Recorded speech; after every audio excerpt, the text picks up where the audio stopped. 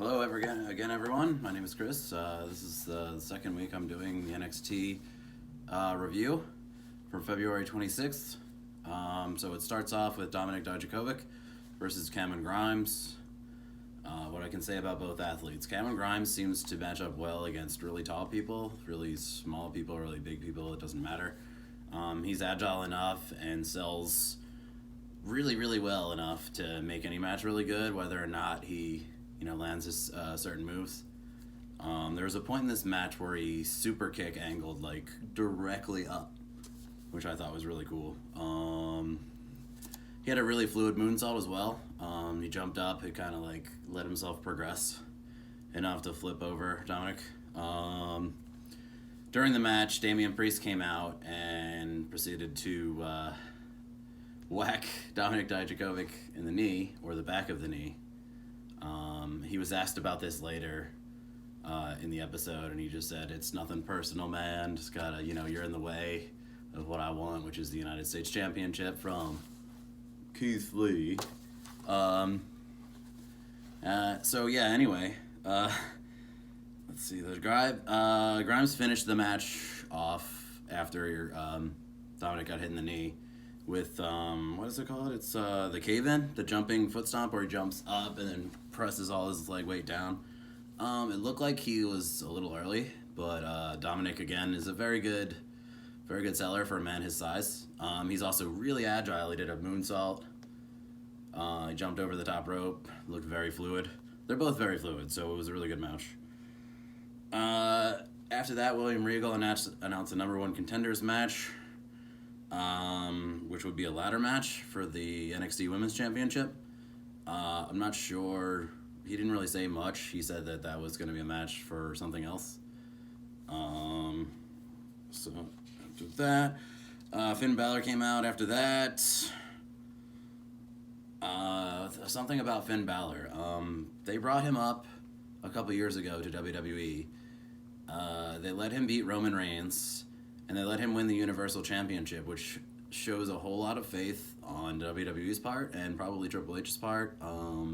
Not so much Vince McMahon's part for not letting anything happen after that, regardless of his talent and skill in the ring, which he obviously has. So it looks like they just didn't know what to do with him, and therefore put him back into NXT because that's where he knows what to do, and they know what to do with him. So he basically said, I'm not a backstage stooge. I'm not an internet guy. When the bell rings, I'm the guy, which I thought was really cool. I still love Finn Balor. I probably always will. He's extremely fast and skillful in the ring for moves that take a lot of strength. He does very fast, faster than most. So it's hard to match talent, skill, speed, stamina. There's very few people who have that perspective in the ring. Seth Rollins is the only thing I can think of off the top of my head right now. Right. So during the Finn Balor interview, Imperium comes out, the tag team, which suggests to me an NXT UK Championship match, which I think is really cool because WWE is already kind of accepting integration for NXT. I mean, Monday Night Raw and SmackDown is integrating with NXT. So instead of making them separate and having separate pay-per-views, they're kind of integrating WrestleMania. They've already had the Charlotte Flair versus, what's her name? Charlotte Flair versus the NXT Women's Championship. Rhea Ripley, I'm sorry. So why not do an NXT UK Championship on WrestleMania? And it won't take away from the NXT pay-per-view the night before because it never does in terms of talent.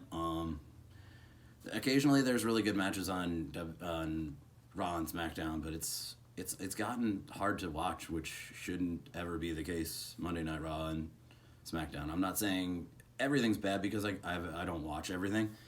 I do watch NXT, so I do, keep up with that. But I guess it's just not fair for me to really accurately depict that.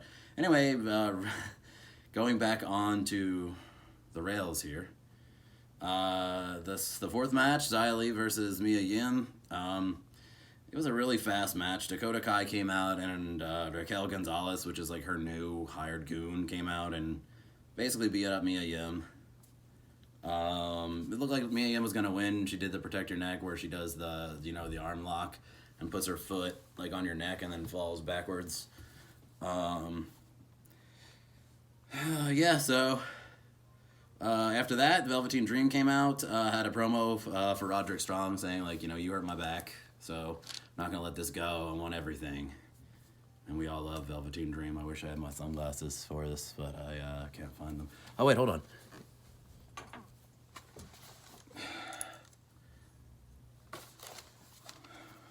The Dream found the sunglasses, even though there's no third eye. So I got the Bret Hart shirt today and the Velveteen glasses. Brent's glasses, I don't know. Okay, this is really hard to see in this. Number 5, Austin Theory versus Tommaso Ciampa, which I thought was going to be a squash match. Turns out to be a really, really good match. Austin Theory, Jesus, I almost said Tyson Theory. Had something called like a rolling thunder to like a knee counter. So like he flipped up. He rolled over, jumped, and Tommaso used his knee and caught him, which was really cool. Great part of the match. They have really good timing for somebody that's really young. I think this Theory guy is like 22 years old, they kept saying. Ciampa's like a obviously renowned ring veteran. He also did a Rolling Thunder blockbuster in the match, so I think that's really cool if he incorporates Rolling Thunder style, where you can just do different moves out of the Rolling Thunder and you never know what to expect, and neither do the fans. I think that's a great little angle that he's got. I hope he keeps doing it. It's a matter of selling and if the opponent can actually land it properly, because if you don't land a Rolling Thunder counter properly, it just looks... Yeah, you probably have seen what it looks like. It doesn't really look like anything. It looks like a mistake. Fairy Tale Ending finishes the match for Tommaso Ciampa. Gargano comes out in his little powder blue baby Gap Kids blazer. He's a really small man. He's very, very small. Just beats him up, and, it's about it for that. The 6th match, Bronson Reed versus Killian Dane. Other than the dual crossbodies, it was kind of a filler match. I love both of these guys. They're both very agile for their size, but highlights from this match, Killian Dane's senton's probably the best in the business besides Samoa Joe's. Finished it with a Vader Bomb for the 3 counts.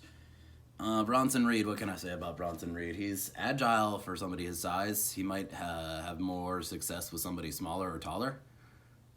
Somebody the same size, it seems like a stalemate, and people that size, it's really hard to, show the way certain moves are executed, just because it takes longer for them because they're, bigger.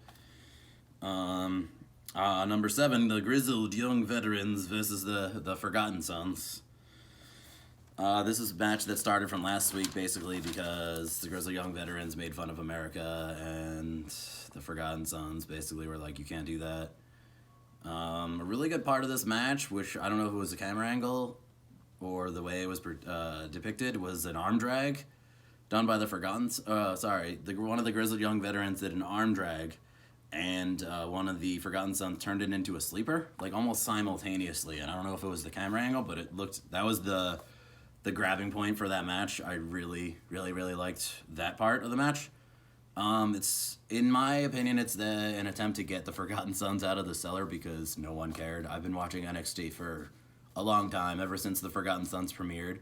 The crowd either wouldn't respond or would boo or wouldn't even boo. They wouldn't even care. If you're not even getting boos, it's a filler match. It's what wrestling fans would like to call a bathroom break, where you're not missing anything because you don't care.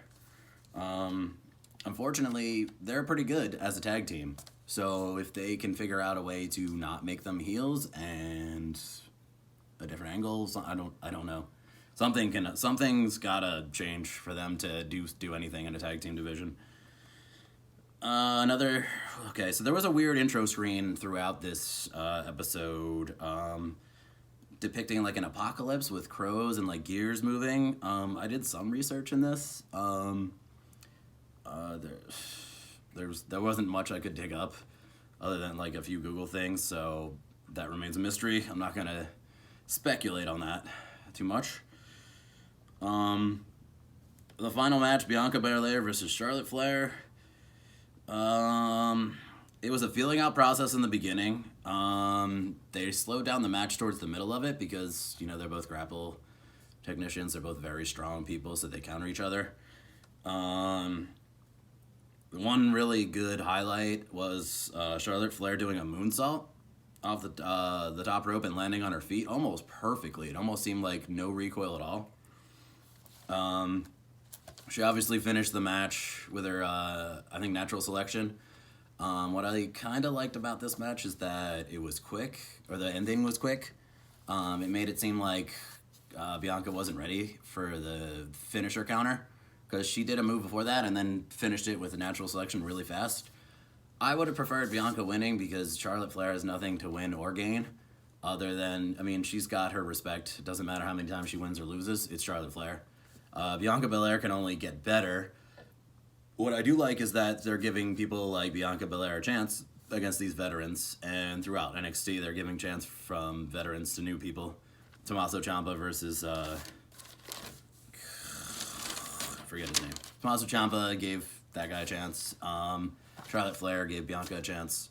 So it's really cool. It seems like a respect thing instead of, it feels like back in the day it was like, earn your stripes kind of thing, which it probably still is for WWE, but